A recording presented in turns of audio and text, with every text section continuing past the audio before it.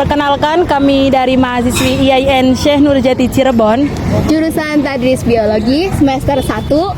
Dengan beranggotakan saya sendiri Selviana Nita Rahayu, ada rekan saya yaitu Natasha Aulia, ada Fatimah Azahra, ada Muhammad Irfan, ada Nur Faikoh, dan ada Zilan Fairuz. Di sini kami akan mengobservasi tentang penyepuhan emas yang ada di wilayah Gegesik Untuk memenuhi pelajaran kimia dasar yang diampu oleh Profesor Dr. Kartini MPD.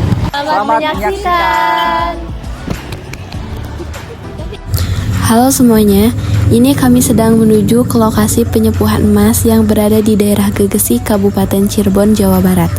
Kami menggunakan 3 alat transportasi, yaitu sepeda motor, untuk memudahkan menuju ke lokasi tersebut. Gegesik adalah sebuah kecamatan di Kabupaten Cirebon, Provinsi Jawa Barat, Indonesia. Penduduk kecamatan yang berbatasan dengan Kabupaten Indramayu ini sebagian besar hidup sebagai petani. Kebanyakan bekerja sebagai petani penggarap. Gegesik terkenal sebagai daerah yang masih memegang erat seni dan budaya Cirebon. Pada tahun 2017, Gegesik secara resmi dinobatkan oleh Bupati Cirebon, Haji Sunjaya Purwadi Sastra sebagai kampung seni. Dalam sambutannya di acara penobatan tersebut, Bupati Cirebon mengatakan bahwa di Gegesik, seni dan budayanya beraneka ragam, serta masyarakat Gegesik sangat kreatif dalam bidang kreasi seni. Ia juga menambahkan bahwa Gegesik merupakan tempat di mana banyak seniman dan budayawan lahir. Kami memilih kota Gegesik untuk proses observasi kami, yaitu karena di kota Gegesik terdapat seseorang yang terkenal memiliki usaha penyepuhan emas paling laris pembelinya. Maka dari itu, kami memutuskan untuk memilihnya. Jadi kita udah sampai ke tempat penyepuhan emas.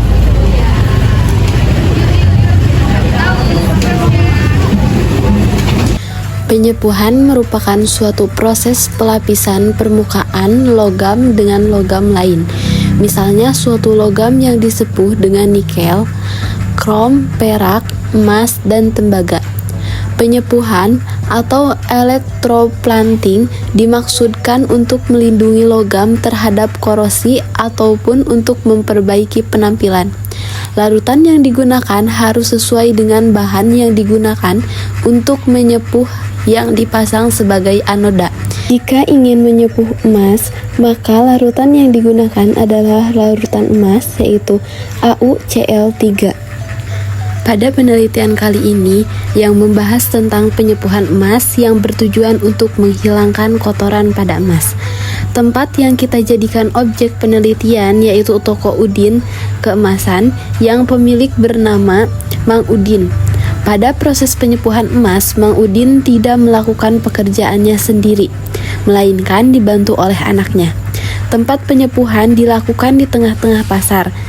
Bahan yang digunakan untuk penyepuhan emas yaitu logam yang akan disepuh dari tembaga atau kuningan, air suling atau air hujan, portas putih atau kuning, pengkilap, perekat, obat epuh, pelapis kuning dan merah, air keras kaleng, emas atau perak. Alat yang digunakan dalam penyepuhan emas yaitu tang, sumpit atau pingset, gunting, palu, amplas, saringan, solder, kompor, panci, emas putih sebagai platina, aliran listrik, kabel, kawat, wadah plastik untuk penyepuhan, tabung. Ini adalah proses yang pertama, yaitu dibenarkan bentuk emas, lalu kemudian diamplas permukaan emas tersebut menggunakan amplas. Teknik ini berfungsi sebagai penghalusan logam atau emas. Setelah itu dilakukan pembakaran untuk menyatukan emas yang satu dengan emas yang lainnya. Jika emasnya itu potong, setelah itu dimasukkan ke dalam larutan raksa selama 1 menit. Larutan ini berfungsi untuk membersihkan emas agar yang memakainya tidak terkena iritasi. Lalu lanjut ke proses pembersihan. Ini adalah proses penyepuhan pada batu akik, sama seperti pada proses penyepuhan emas. Nah, di sini terdapat serbuk yang berwarna putih, itu dinamakan dengan serbuk pijer. Serbuk pijer yaitu digunakan sebagai bubuk alat bantu lebur dan patri emas perak. Nah, di sini bubuk pijer itu kan digunakan untuk peleburan emas atau logam. Nah, ditambahkan ke dalam batu akik lalu dipanaskan. Nah, di bawah ini adalah alat untuk menghasilkan api.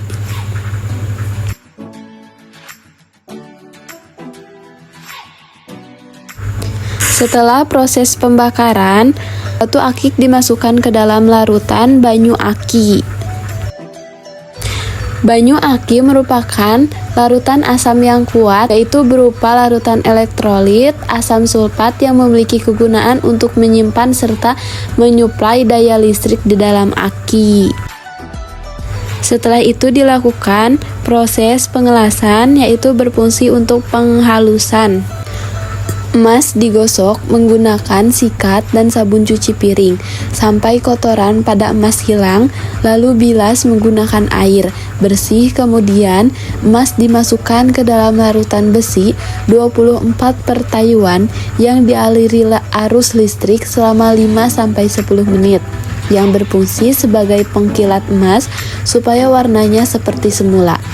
Kemudian emas diangkat dan dikeringkan menggunakan kain.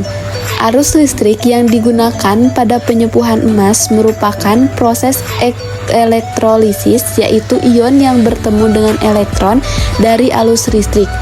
Logam di dalamnya sebagai anoda emas yang akan disepuh sebagai katoda. Setelah itu ion logam bergerak dari anoda menuju katoda. Adapun jenis-jenis penyepuhan ditinjau dari anoda yang digunakan, maka ada 2 jenis electroplating, yakni anoda dengan bahan penyepuh dan anoda dengan platina. Yang pertama, anoda dengan bahan penyepuh. Antara lempeng perak dan cincin diberi beda potensial dengan cara dihubungkan dengan baterai.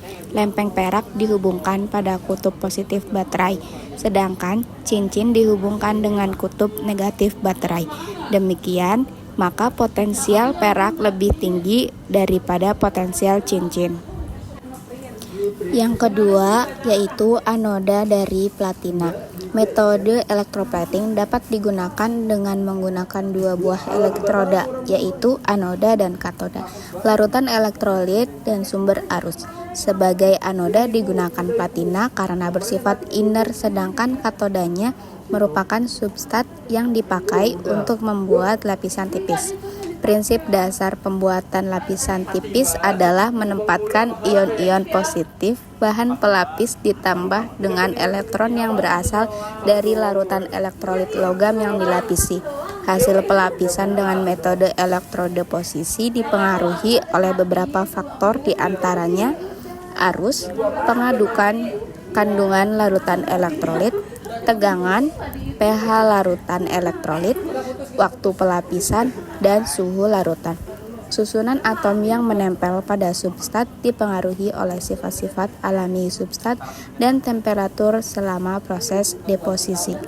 Berdasarkan hasil dari observasi yang telah kita lakukan, dapat disimpulkan bahwa dalam proses penyepuhan, bahan kimia ternyata sangat diperlukan sebagai untuk memperkilat emas. Bahan-bahan kimia juga dapat membuat emas terlihat mengkilap lebih lama. Jika proses penyepuhan tidak disertai bahan kimia, emas tidak akan bertahan lama atau emas tersebut akan cepat memudar atau luntur. Proses penyepuhan pada perhiasan emas terdiri atas pembersihan, pelapisan, dan pengeringan. Oke, itulah hasil video dari kelompok kami. Terima kasih kalian sudah menonton. Kami pamit undur diri. Assalamualaikum warahmatullahi wabarakatuh. Dadah.